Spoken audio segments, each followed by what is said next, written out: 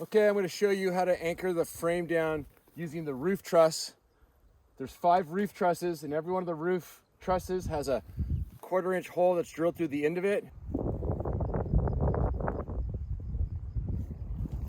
It's there so that you can thread a guy line through it.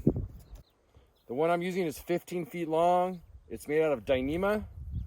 I back braided a loop on the end and left the other end open. First thing you do is thread it through.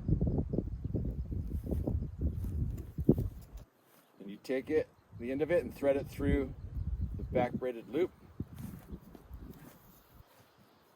I like to have the dome stakes close to the frame so the guy line is not sticking way out. If it's sticking way out, there's chances that you can trip over it. So closer to the frame, the better.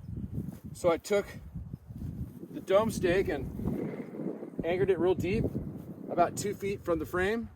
I like to do a little loop in the middle of the line, just like that. And then I thread the guy line through the eyelet of the dome stake and through that loop I just made, so I can get a little leverage and get some strength in that anchor point, and then I tie it off. That's simple.